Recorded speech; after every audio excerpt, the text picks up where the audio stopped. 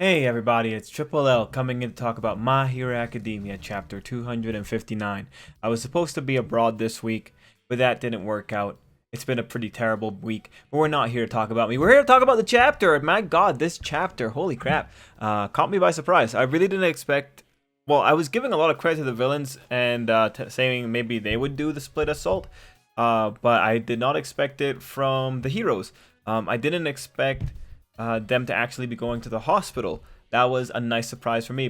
Bravo, author, you got me on that one. And it's really funny too, because last week I was even making the notes about Aizawa and Gran Torino being involved in the raid, which didn't make I noted that they were there because they're involved in the Nomu plot, but I didn't make the connection that they would be going to the hospital. Although to the author's credit, he was doing a bit of a fake out. When you look at the final pages of 258, the way that was structured, they had the heroes in motion. Then they had the immediate thing with giving us the context that there are heroes in the foothills. So when you get that information, it was a bit of a fake out from the author. I didn't question the missing people because I just thought they weren't drawn into panels. But no, man. Overall, that was very surprising. It's always nice to see the heroes being competent. And this does kind of it gives me a few more things to think about. It's still kind of a scary situation because there's a few elements up in the air here that we have to kind of figure out what's going to happen with them. But right now, given the big detail that Shigaraki's 1 month from completion, that really tells me that, we still have a big fight after this event because we have that 1 month. There's no way that a shonen manga is going to end without Izuku fighting one of the villains at full power, and Shigaraki's 1 month away from full power. Like, we might even see incomplete Shigaraki at this point in time, and that would be kind of exciting. But it's just we're all over the place, right? We don't really have an idea of where that hospital actually is in relation to everything else, and we know that there's attacks going all over the country here.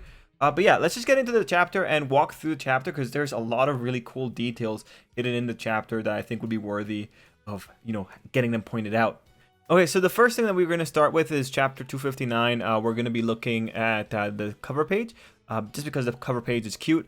This is a scary thing to have this kind of peaceful cover page. Is it just a update page, or is it a here's some peace so that you guys know what we're going to be standing to lose type of page? We don't know, but there's a lot of cool little details. First off, this is not the Endeavor household. So Endeavor did good on his promise, and in 3 months was able to get the kids moved out to their own little place here. It does retain some Japanese influence, and that's pretty cool. And I'm pretty sure this is not the Endeavor household. Like, I looked at the original one. The original one is way more traditional. This does seem to be different. On that first page, we also see Natsu, and we see his girlfriend, most likely. Looks like she's a little mouse person. So that's really cute. This is actually just a really nice slice of life beginning thing. Just you kind of showing that while the heroes are doing something relatively dangerous, we have a nice thing of the people, we have a nice little familial moment here. They have no idea what's going on, and there is a nice contrast there. Anyway, we move on. On page 2, we're getting the rundown on Murata Shiga. I think this is the first time that we've gotten his name. Before he introduced he introduced himself to the villains as Daruma Ujiko. So we are getting the name for the first time. It's really cool to find out what he is. It's cool to find out he's such a big deal. It's really interesting how he was the one that saw Izuku. But when you look at that first page on the Viz translation, they do tell you that this is the outpatient reception and pediatrics. I'm pretty sure a pediatrician is the one that works with kids. So it's interesting. He put himself in the perfect position where he can say that he will be attending to kids with quirk problems. So I do appreciate how all this is coming together, and that first page is really a lot of little details here. We find out how he's been working, but the big thing that I really want to draw your attention to is the third panel on that page, where in the same panel where it says he set up orphanages and nursing homes worldwide, you can see a familiar building. The little building right here that I'm showing on the screen is the building that we saw in a previous chapter. Let me get it so I can give you guys the proper title here, or the proper chapter number. We had previously saw that building in chapter 185. That is, in fact, Hidamari Kindergarten. So even without that information, you should have been thinking that the moment that you hear that this guy set up orphanages and nursing homes, it's telling you, oh, God, oh, good God, this is where he's getting more quirks from. He's setting up these buildings so that he can extract these people without anyone really questioning anything. You know, what's going to stop an old person from suddenly dying, and then he just goes, picks up the body, says it's all cool, and then he just takes it to make more Nomus. He has the perfect system. He's involved in every step of the process here. He's made himself a position where he can just grab people without anyone being any the wiser. And because he has so many bodies at his disposal, if they're doing a cremation ceremony, he can just switch them in. We already know he's been doing this. But what really matters here is that you find out he's not just involved with the hospital, but rather he has a monopoly. He has a top-down monopoly. He's vertical integration, I think, is what it's called in the business world. But I might be wrong there. Yeah, no, that's pretty scary. The other reason that's scary is because now that you know it's Hidamari Kindergarten, you know that Hidamari Kindergarten has a secret compartment. So now, knowing that that's set up, here's a scary thing. What if all those buildings that he has set up all have secret compartments in them? What if they're holding Nomu? So, you know, this is a dangerous situation. I was going to say this at the end, but pretty much what I'm thinking here is, given the Hawks Endeavor arc, we know that there's like roughly 10 high-end Nomu in tanks. And the issue here is that we don't know where exactly he's keeping them, but we do know that there are housing facilities at least in one of these places. The Nomu was waiting at Hidamari Kindergarten. So, you know, what does that ultimately mean? How chaotic can this get? The heroes have him right there. They're looking at him. What could Shiga do? Well, he could activate all his Nomus at once, and all these Nomus come out. That wouldn't really work out well with how things are set up here. Maybe the Nomus will come out of the hospital. Maybe that's the main place that they're being held. There's a lot of unknowns here.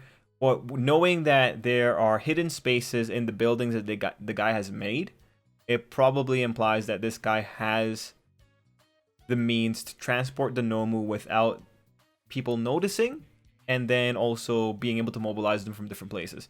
We'll have to see to what extent he can do that now that he's being captured. But if he has like near instant transmission levels of moving his pieces around, this could get pretty ugly. But it was really cool. I really like that little detail that the author gave us there with Hidamari Kindergarten. Really cool. Anyway, page 3. Page 3 tells us how we locked into him, which I really appreciated. That was pretty cool. And we also get to see which of the police are going to be involved in this situation. So Tsukachi is in there. That makes sense. Gran Torino is there. He's part of that team with Tsukachi, the anti-villain league team. It's cool that he's there. We've already seen the heroes there. This was also the one where you saw that the cat police officer was there too. But in terms of little details for this page, not really that much. That was just a nice transition page, just telling us information of how they found out. We move into page 4. Now, page 4 was... I didn't think it would be this good, right? I didn't think that the police would be this competent, but it's always good to hear it when the police are this competent. I would really like to know how they were able to narrow this down. I wonder if it was Hawks that narrowed it down, or if the police just checked every hospital till they found one. But I feel like Hawks probably narrowed it down. It's just Tsukachi is in the previous page on page 3 was still being kind of vague about it, saying we had someone go undercover based on a tip from the Safety Commission. You know, who was that someone ultimately? It could be either. It could be a lot of people, but probably Hawks.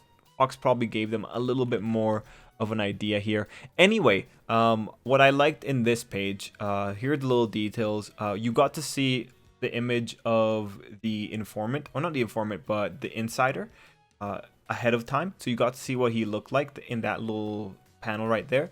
And then we got to see a new small Nomu. Now, this is not Johnny from the previous chapters, because this thing has, well, 2 noses. Unless the doctor remodeled him, this should be a different little Nomu. Now, that said, the doctor has some pretty weird tastes. I mean, using 2 human noses as ears, and he still has the pretty weird taste of giving this thing feet, and it's wearing shoes. It's gross.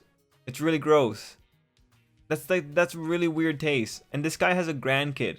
I can only imagine what happened to that kid, knowing that his wings were turned into a Nomu. Anyway, moving on. The last thing in this page is that Tsukachi tells us we can't get ahead of it, otherwise the Liberation Front's going to catch wind of it. So that just tells us a timeline. what does he want to do? He wants to move in sequence with the heroes. He wants to move in such a way that when they strike at the Doctor, the heroes are also going to be striking at the main force. And I think that's pretty good. We go to page 5, and page 5 on first glance is just more exposition and setup here. But there are some interesting elements that the author included in there. First, he invokes the images of Kamino and Hosu, those being some big Nomu or mass Nomu related events. He didn't invoke the incident that occurred with Hawks and Endeavor because that was a singular Nomu. So that's pretty interesting because in those events, Nomus all of a sudden just showed up. Those are two events where this just was just a random thing that happened. And the images that we got for those are the images of the Nomus appearing. So that already telling me that the author is priming us for Nomus suddenly appearing. At the very least, the heroes are trying to avoid that. They don't want Nomus to suddenly appear. But then you go back to the previous point. Well, this guy clearly has underground shelters. So, how many Nomus could this guy release on a panic button? That's the real next big thing that I'm really questioning. And I'm also wondering, how much Nomus does the Liberation Front have? Speaking of that, I think it was Edgeshot kind of talking there, but he changes his words to make sure to say the Paranormal Liberation Front. That's important because that's just the reminder that Hawks was able to get this information out. He was able to tell them, hey, like, they've changed their organization. That's the implication that the commission was able to give the heroes some amount of information of a briefing when it came down to, what exactly is the Liberation Front. So that's really good. I think Fat Gum was the one later on that talked a little bit more or questioned it a little bit more. So good stuff altogether. Anyway, we go to page 6, and there are just a lot of cameos here. I actually really love the page. I'm looking at it right now. So first off, just to get out of the way, they're saying that the enemy commanders are all attending a meeting inside that building. When they say enemy commanders, I think they're meaning the lieutenants and not the advisors. I have reasons to believe that maybe not all the advisors are there because there are also other bases. It's kind of hard to make sure like what degree of magnitude we're dealing with here. In terms of this meeting, is it a normal meeting? Is it a bring all the advisors together to figure out what we want to do type of meeting? Is it just the general like upper brass there? I didn't see anything in the previous chapters that gave me any indication of it, but yeah, like I do wonder how many enemy commanders are here because the author introduced those designs in the previous chapter. I do think he wants to use them. The enemy commanders is just a catch-all for everyone. We'll have to see. There's another point that I have towards this idea later on in the chapter. But anyway, in terms of cameos, I want to make sure that you guys all saw this too. But we had Chainsaw Man showing up. Denji's in the Hero Academia universe. That's great. We had the guy that showed up with Fat Gum back during the Shizaki raid arc, right behind Fat Gum. We also have Selkie. He was the guy that Suyu worked with, and he appeared in the anime. She was his first internship. The guy next to Selkie, I think was with Gang Orca in the chapter 246 spread of everyone working together. Just looking at his design, he might be a student, he might be a sidekick. It's kind of hard to tell. Anyone else that I missed here? We got Shizaki, we got Selkie. Oh yeah, Fourth Kind. Fourth Kind is all the way in the back. So it's nice to see a bunch of cool designs that we remember. We also saw the guy that Ujiro was working with. That whatever. And we also know that Shiketsu kids are probably here because their hero is here. I haven't seen the Shiketsu kids yet though, so it'll be interesting to see where exactly they got slotted. I'll give it another look. Oh, speaking of other heroes too, I was doing the Endeavor X Hawks video, and I saw it was Crust. That was the hero that I couldn't recognize last time. Oh, my memory. Anyway, that was really cool. Page 7 did something really interesting though, because you had Class 1B being the one there to talk. What I really enjoyed about that was that Mudman was comforting Mushroom Girl, and Miss Joke noticed that Mudman was comforting Mushroom Girl. And it's also really interesting that the author is having Class 1B, and specifically Mushroom Girl, invoking an element of fear. That's really, really interesting. And that's mostly because I suspect it's people like Mushroom Girl and Manga that would be casualties if All For One ever had his way. So it's interesting to draw attention to them. Also, it was a really cute panel in general. I'm interested where that's gonna go. It could just be a regular conversation. but that could also be reminding us that this person is in the arc. That said, I don't really see the children incurring horrific casualties unless something goes wrong. Which brings me to the first panel of page 7, specifically where they were talking the warp the warp quirk is the one that has to be feared, but the one who wields it is in the hospital. I think that's a very dangerous assumption. Like, as readers, we know, like, that's technically true. We know that how that works out. We know that he has Johnny, and Johnny's the one that triggers that quirk.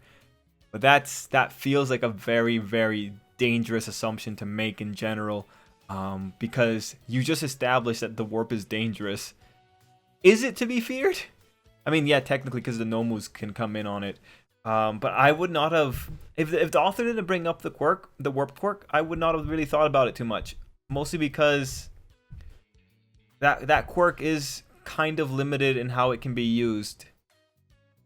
Even All For One had to talk about the limits to it. It's interesting. It's interesting that the author invokes the problem of the quirk being the one to be feared, and then has the girl continuing with a rhetoric about fear, or a fear-based rhetoric. So I'm interested. I'm seeing a lot of little things here. Maybe it's nothing, but that might be a dangerous assumption. Really, all it really takes here is the villains pulling off a maneuver that you weren't expecting for everything to go wrong. We still don't have an idea of how proactive the villains were for this. Anyway, in that 7th page, we also see that Kaminari and Tokoyami were there. If you look back at page 6, you could also kind of spot Tokoyami right by... Oh, sorry, not Tokoyami. Cementos right in front of Kaminari. So it was cool to see them here. Seeing the kids mixed in with this grouping was kind of scary given how everything else was being set up. But you see that they are going to let the kids retreat to safety after they do the initial stage. What is the initial stage? Honestly, given that they have like heavy hitters here, like Kaminari can wipe out a lot of people all at once. Most likely, given that they're talking about their escape route being blocked, others will have nowhere to run. That seems to me like they took out people who can do like wide area effects type of things. Like, they probably want to get rid of the majority of the rabble. So having Kaminari there who can just shock like 20 people all at once. Having Mushroom Girl there who can quite literally just grow mushrooms in people's throats all at once. Yeah, this makes sense to me. You have the better people there. In terms of why Tokoyami is there, it's probably just because Tokoyami's that effective. He's just probably that good at combat at this point. Really interesting how that whole thing went down. I'm very excited to see how this goes. I'm very excited to see how this first initial stage is going to be. I do think it's going to be get rid of the no-names, and then the heroes will be going inside to deal with like the heavy hitters. And when you consider heroes going in to deal with heavy hitters, that really just tells you like, okay, maybe the advisors are there after all. Anyway, we move into page 8 and page 9, and we have, I think, a questionable move from Kaminari, questioning why he's on the front lines and then saying that he's missing class 1A. Yeah, it's a good transition into where the rest of the kids are, but this is a tactical nightmare. I would never, if I was running an operation where people could get killed, I would never want a kid just all of a sudden shouting out so loud that it echoes back to where his friends are that he misses people. Like, that felt so out of place. Definitely took off professional points from Kaminari. I don't think that's a good move. All it takes is someone being like Hound Dog, like just walking around the woods, just patrolling for whatever reason, to hear that and then know, oh shit, you know, maybe something bad's gonna happen. Mind you, they might be really far away, but this is still a pretty bad move that the kid shouts it so long. Again, drawn out for comedic effect, but I don't think this is a smart move on Kaminari's part. Anyway, for the rest of page 9, we have the spread of the heroes that we are, well, the rest of the class. What's actually interesting about this one is that it's class 1A and class 1B, and only one person that we don't recognize. I looked back in 246, and maybe this person was with the Ujiko group? Maybe? I'm not sure. It's just the costume looks a little bit different, but it might legitimately be someone that was with the Ujiko group. Any hoosers. It was cool to see who's together here. Pretty cool to have Kirishima and Momo together. Pretty cool for Vanta Black to be there. Yeah, no, that's an interesting group. If you were to ask me what this group is there for, given that it's just students, probably led by a sidekick or two, I would guess they are there to pick up any of the stragglers. You have Mineta, who is the excellent trapper there. So probably these are the guys who are going to stop anyone from escaping through the woods. Anyway, Edgeshot gives us the big thing that they have surrounded the bases all over the country. So that's really interesting in that a lot of the all of Class 1A is centered in this part, but we know that there's kids in other parts of the country doing stuff. I think that's really cool information to know because it really does say like they are covering all their bases.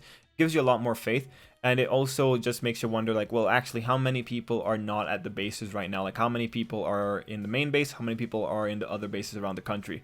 Like, very interesting that we're bringing that up, but I do like the author covered his bases on that one. We move into page 10, and page 10 is really just good interaction between characters, but I don't see a lot of value that we can take away from page 10 in terms of figuring out what's going ahead, because a good 2 panels of it were just spent Endeavor confirming some stuff. The most artistic panel, or the most artistic choice here, I feel, was the bottom third, where they're saying, or Sakachi was saying, that we're all giving up a lot to preserve peace in this nation, and you have Aizawa there, and you have President Mike like getting his voice ready. So that's just referencing the sacrifice, or not the sacrifice, but the horrible truth that they had to find out here. Just reminding you of the stakes for those two characters, and just reminding Endeavor that there's actually, like kind of telling Endeavor that there's a lot of plot lines going on here.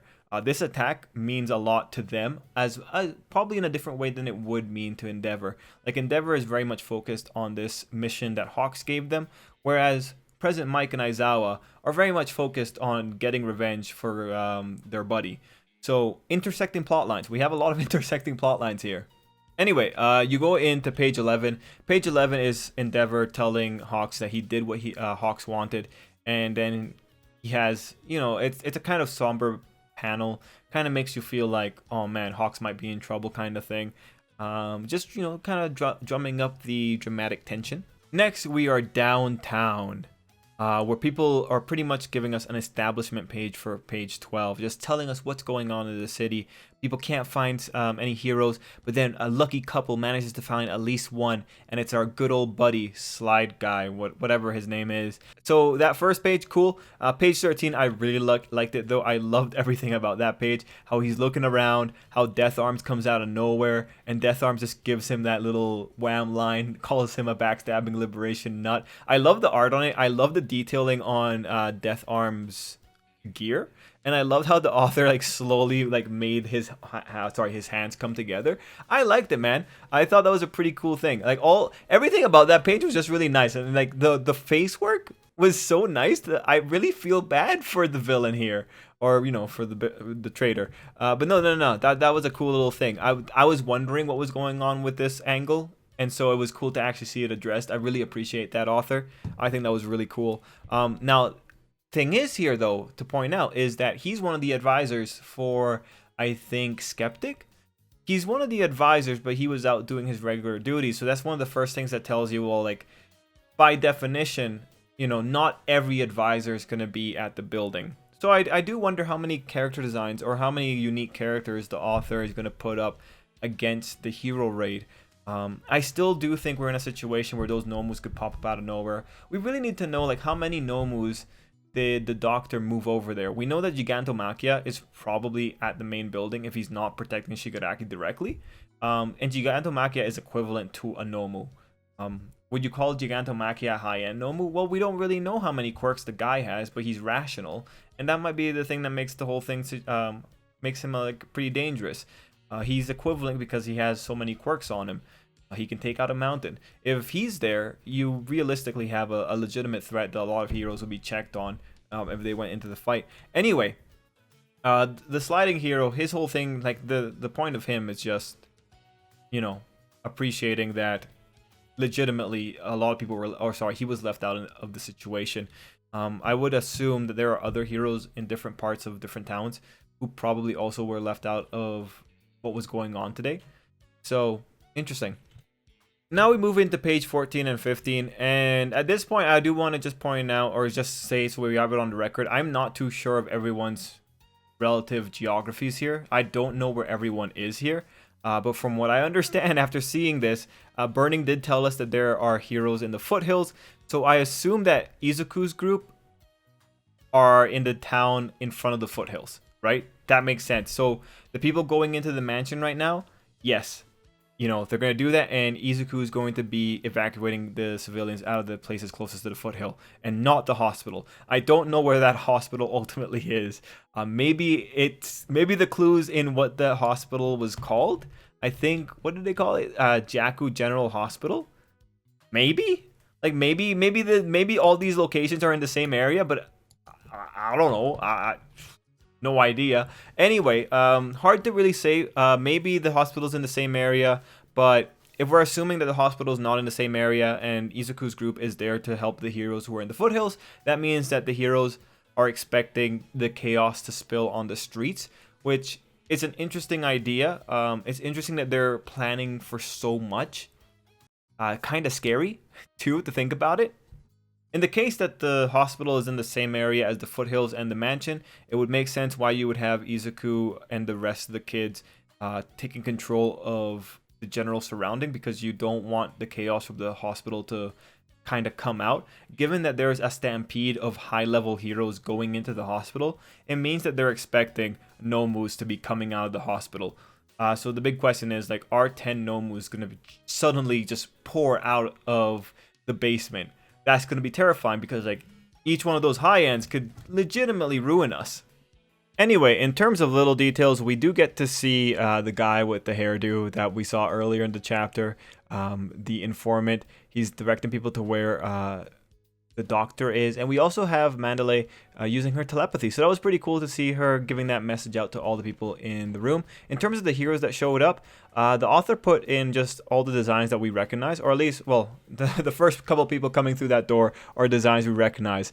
Again, it's going to be really interesting to see how things go, because these are all high-level heroes. How many Nomus are going to get involved in this situation?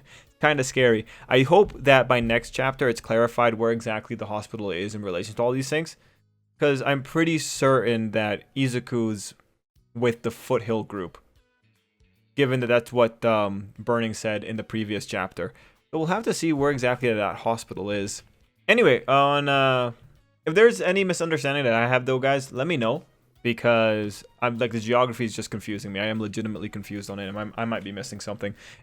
Anyway, page 16, the big information here is that Shigaraki is still going to be a month before he's ready. So that just gives us the idea, well, okay, Shigaraki probably isn't going to be getting involved in this particular arc. And if he does, it's probably going to be limited scale. It's probably going to be that moment to show you like, hey, this is actually how powerful he is. Imagine how much stronger he's going to be in a few days. A month or so. So, you know, depending on how the author wants to use that information there. In some ways, it's a blessing, but it's also, you know, there are things he could do to bring in Shigaraki and make him, you know, make it impactful. Anyway, page 17 is just a good page here with the doctor freaking out and his goggles in full view. One thing I did see is that people are saying that the doctor might be a fake based on his choice of headgear. I don't know how I feel about that kind of rationale. Could it be a twice double? Yeah, totally. It could totally be a twice double. But a twice double would even make a copy of the goggles. I don't think the goggles are a good enough thing to say that the doctor is a fake. Given that the doctor had his own thoughts, such as Tomoto Shigaraki should be ready in just over a month, that tells me that it's either a twice fake or it's the legit doctor, because it's a monologue. Like you know, you can't really fake that. The big thing is just how many tricks the doctor has up his sleeves. Now, they said that the doctor was quirkless. I'd be very surprised if that is the case, given what we know All For One could do. It's much more likely, I feel, that the doctor has a quirk that he got from All For One and it was never reported. Honestly, I see that. I could totally see that. I think we could all see that. Like, I feel like everyone who saw that first little bit that said the doctor is quirkless just went like, no, come on. Probably not. He's working with the biggest guy in the world. I'm pretty sure Tsukachi, knowing what he knows, he should be thinking, this guy is quirkless, but All For One is quite literally the man that can give away quirks. Probably not quirkless. It's interesting that the way that it was structured with the first couple of pages, it makes you feel like that's the information that the heroes got, that he was quirkless. I wonder if there's going to be a flashback later to tell everyone that, hey guys, we do have it that he's quirkless on record, but legitimately he might have a lot of quirks. Like, this is the guy that makes Nomus. Like, there legitimately might be another quirk hidden in there. So overall, 259, man, let me tell you, that was a fun chapter. I think it was really cool. I love how the little details that the author threw in there. In terms of like what I'm ultimately thinking here, well, I recall back when we had the Shigaraki inside of the chrysalis thing. Let me look at the chapter because I had it brought up here. Where is that chapter? Right, back in chapter 246, we had the doctor saying how like Shigaraki would be emerging out of a cocoon. It really gave the idea that Shigaraki was going to be in one of his pods. And in back at that time, I think my general ideas, like so many weeks ago, that's like 13 weeks ago, were that Shigaraki was a little bit too strong. He had too much in his arsenal. He had too much of Redestro's power here. I felt like we could get rid of some of the Redestro strength and just leave Shigaraki alone. And right now, seeing how we're going, I do feel a lot more confident with the idea of a back and forth struggle where the heroes hit and then the villains strike back. But it really depends on the next chapter. We need to see to what degree or what the kind of response the villains are going to do in the next chapter. We need to see if they have any, oh, but wait a minute, I actually played this, or oh, but you triggered my trap card. We knew you were coming, right? We need to see if they actually have any of those moments. Even if they don't have moments, even if the villains are legitimately caught flat-footed, they didn't see this coming, you still have the doctor, who is just an absolute terror. The doctor could have a lot of contingencies because that's the kind of character that he could pull off. So there is still a lot of possibility here for disaster, but it's really, if the villains come out and say, we knew you were coming, that's really the most dangerous outcome. And I feel like maybe by next week, or maybe by chapter 261, we'll know for sure whether or not the villains had any suspicion of this event. If they don't, it means we're going into the doctor is about to show everyone some incredible tricks and catch them flat-footed. So we'll have to see. I'm very interested. Right now, it's seeming like the heroes made the first move. Right now, it seems like the heroes have the upper hand. One last thing I want to say is, because I almost forgot to mention it, in that final little page there, you do have Aizawa coming up right behind Endeavor. So that's telling me Aizawa is about to make good on that whole thing that he mentioned, I think a few chapters ago. Seeing that, and oh frick, even President Mike's there. Like you can see President Mike's hair right over Endeavor's shoulder. So knowing that those two are right behind him, I feel like we're gonna get a little bit of the Kurogiri rhetoric next chapter. Like, I wouldn't be surprised if Endeavor grabs this guy and all of a sudden Aizawa and President Mike are just on him and just like, hey, we're gonna screw you up. I hope Aizawa comes in strong and just has his quirk on just to be safe. We'll have to see. Anyway, those are my general thoughts. What did you guys think about the chapter? Let me know down below. And how long is this video? Pretty long. Hopefully I'll be able to cut it down a bit. Anyway, everyone, thank you so much for watching. Until next time, I hope you have an absolutely great day.